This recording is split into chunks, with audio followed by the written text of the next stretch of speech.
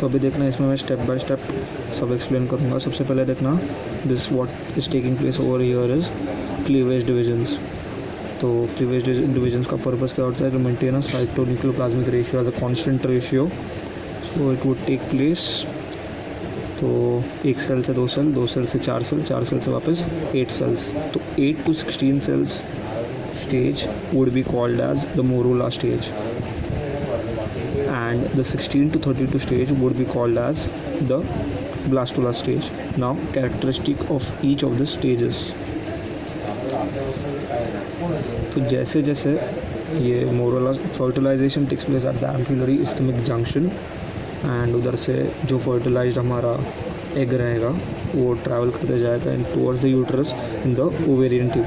तो ये जो स्टेप्स है मोरूला वाले would be taking place over there, and the initial blastula stages would also take place over there.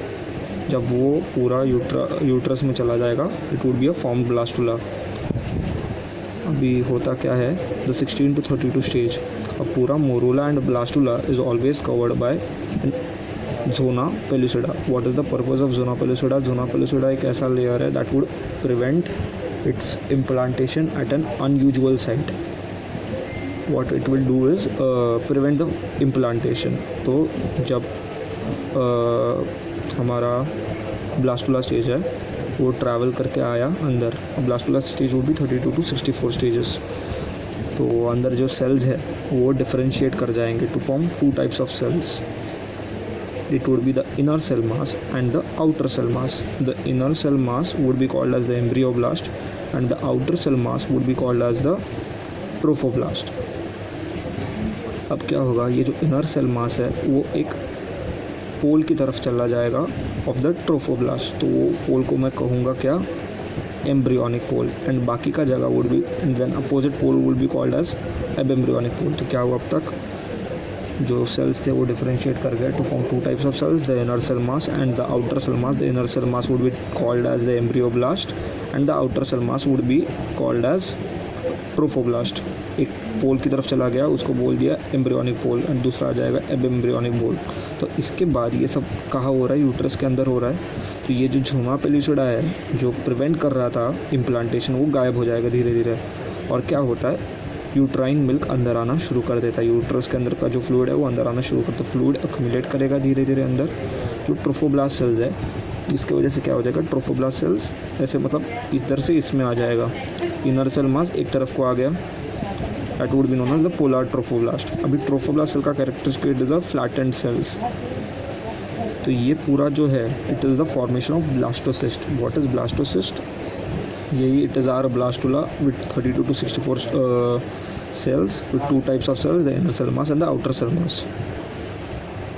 Main point over here is the type of junction which would exist in the trophoblast is the tight junctions, and in the inner cell mass it would be the gap junctions. इसके बाद क्या होगा, this is all taking place in the uterus. Now implantation would take place. जैसे ही मेरा जोना पेलिसुडा गायब हो गया, ट्रोफोब्लास्ट के cells would start eating the uterine wall, and ये एम्बेड हो जाएगा यूट्रस के वॉल के अंदर. और फिर उसके ऊपर यूट्रस का मतलब ये अगर यूट्रस का वॉल है तो ये अंदर की तरफ चला जाएगा, एम्बेड हो जाएगा, एंड उसके ऊपर और एक यूट्रस का कवरिंग आ जाएगा, नए सेल्स इधर बन जाएंगे. तो ये पूरी तरह से कवर्ड है विद द यूट्रस वॉल.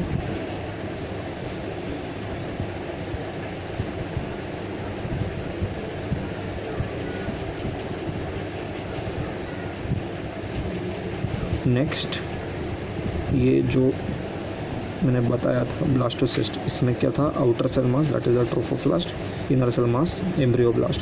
अब ये इनर सेल मास के कुछ सेल्स अलग तरह साइड को आ जाएंगे, एक साइड को आ जाएंगे, मतलब this was the complete inner cell mass as you can see over here. But some cells would come apart and form a new layer over here, that would be called as you can see over here, that would be called as the endoderm.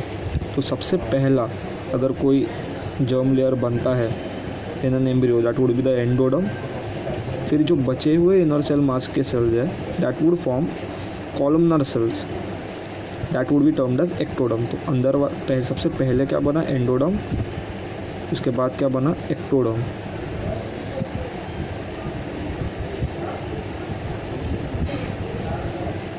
फिर as you can see this ectoderm cells हो सबसे, तो question कैसे आ सकता है, सबसे पहला layer कौन सा बना, एंडोडर्म, उसके बाद कौन सा लेयर बना, first germ layer form endoderm, second germ layer form the ectoderm.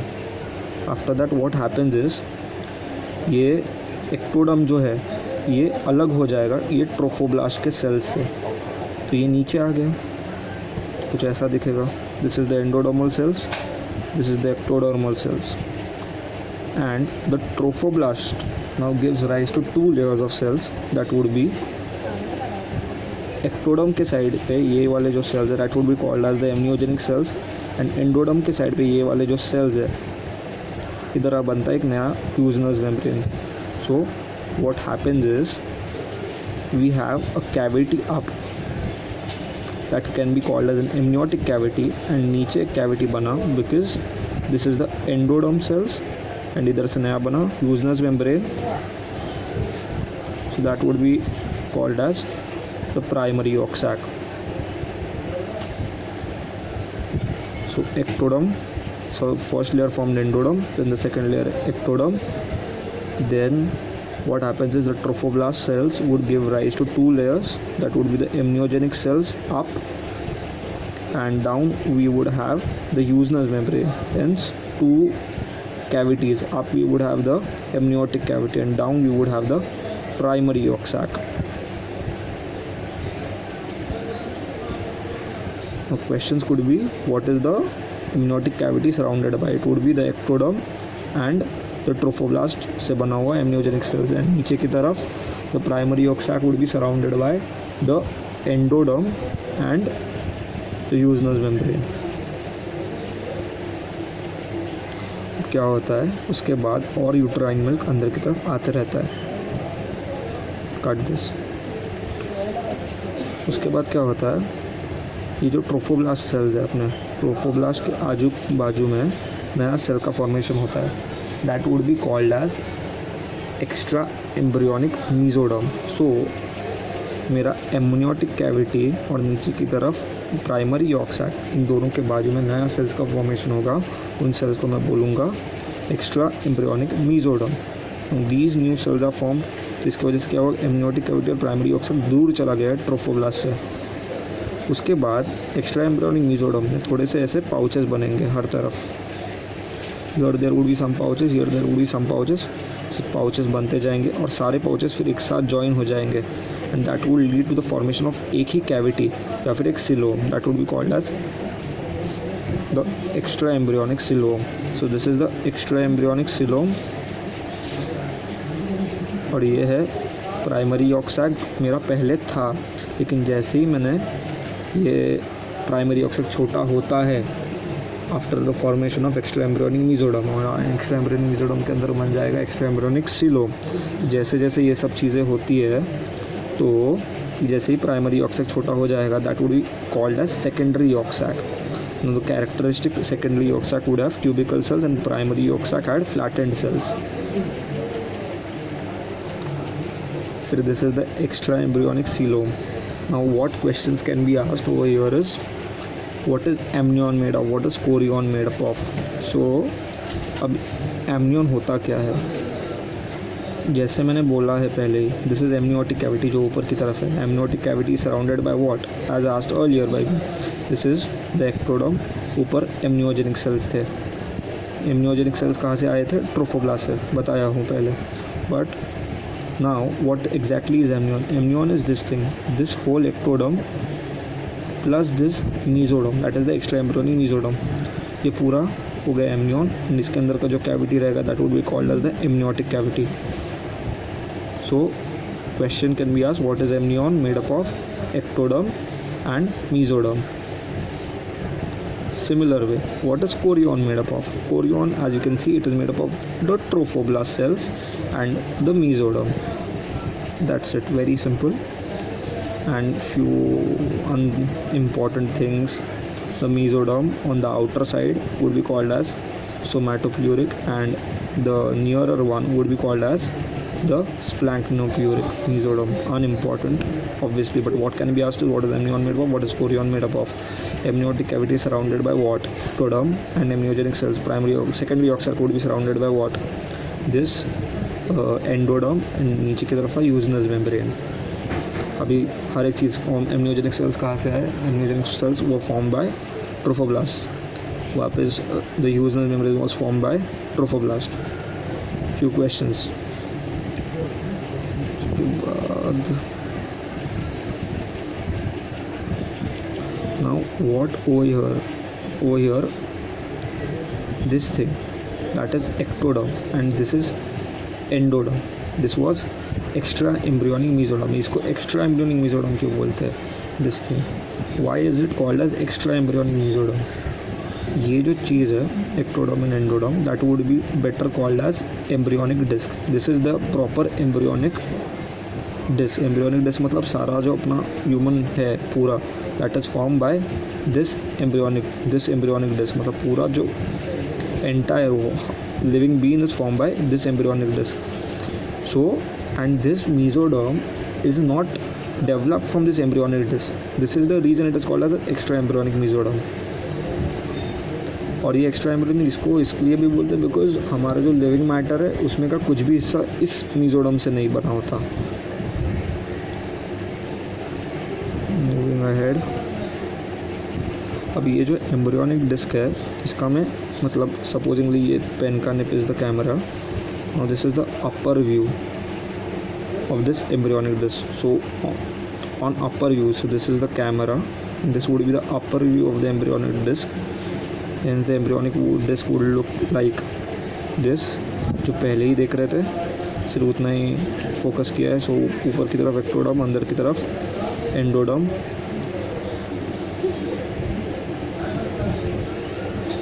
और ये एक्टोडर्म है.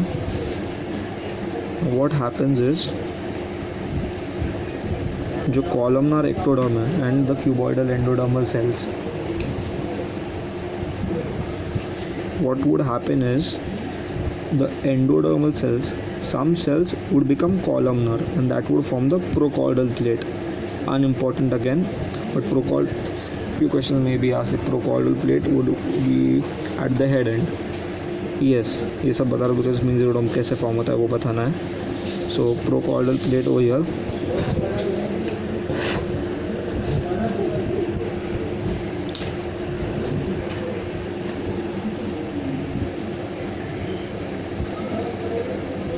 तो ये हुआ प्रोकॉर्डल प्लेट जो कि नीचे की तरफ बनेगा. तो what I can say is prochordal plate, ये जो कॉलमनर सेल्स है कौन से सेकेंडरी ऑक्सेट में प्रोजेक्ट कर गए एंड ये नीचे की तरफ आ गया. That would be termed as head and caudal. That is the head. Caudal CAUDAL वाला, that is the head and the tail end. तो ऐसे head and tail end determine किया जाता है. और टेल एंड की तरफ फिर अपना जो एक्टोडर्म है उधर से कुछ सेल्स प्रोलिफरेशन कर देंगे और फिर ये जो दिख रहा है this, that would be called as primitive streak. Now what happens is this primitive streak would give new cells, would generate new cells जो कि सीप इन कर जाएंगे in between the ectoderm and the endoderm. So few cells would seep inside this like this, as you can see over here, to form in between the ectoderm and the endoderm. That would be called as the mesoderm. Hence सबसे पहला layer कौन सा बना? That would be the endoderm. Second layer which is formed is the endoderm. Sorry, first layer endoderm, second layer the ectoderm, and the third layer which is forming is the mesoderm. And mesoderm is form by the primitive streak. किस दोनों के बीच में आ गया. के बाद क्या होता है?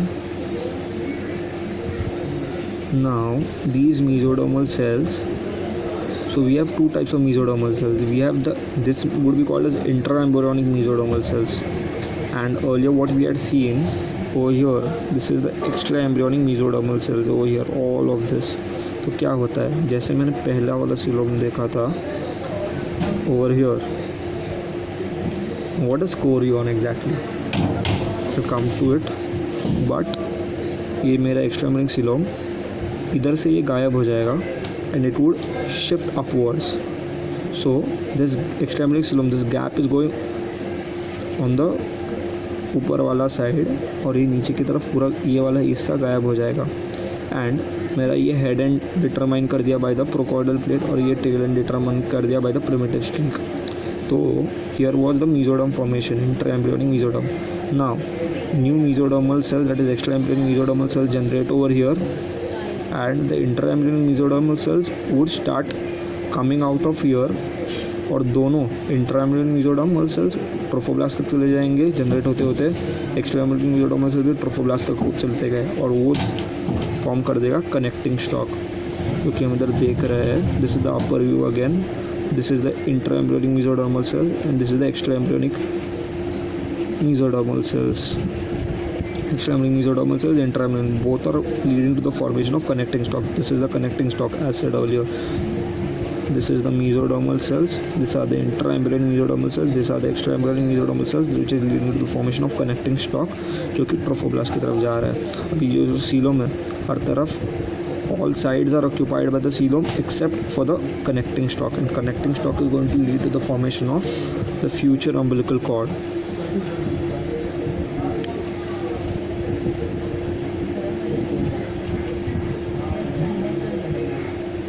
अभी ये जो हमारा overall development start to end ऐसे इधर दिखाया गया है. amniotic cavity, yolk sac, that would be the primary yolk sac. This is the trophoblast layer. फिर mesoderm बना, then the extraembryonic coelom बना, उसके बाद connecting stalk वगैरह बनते गया. The point to be noted over here is connecting stalk दो चीज़ों से बनता है, दोनों mesoderm, intraembryonic and extraembryonic mesoderm. Connecting stalk क्या बनाता है? That will lead to the formation of umbilical cord. And then here comes the role of chorion. अभी chorion leads to the formation of dash. This is the chorion. What happens is chorion along with the trophoblast इधर विलाय बनता है. This leads to the formation of chorionic villi. Chorionic villi क्या करता है? It goes inside the placenta. So villi is present in the placenta. Placenta के दो side, maternal side of placenta and the fetal side of placenta. The fetal side of placenta would be made up of chorionic villi. ये क्या करेगा? It will lead to the exchange of nutrients, blood, oxygen वगैरह. तो ऐसे हमको समझ आता है कोरियन किन चीज़ों से बना है. कोरियन आगे जाके प्लासेंटा का कौन सा हिस्सा बनाएगा? That is the fetal side of placenta and chorion का फंक्शन.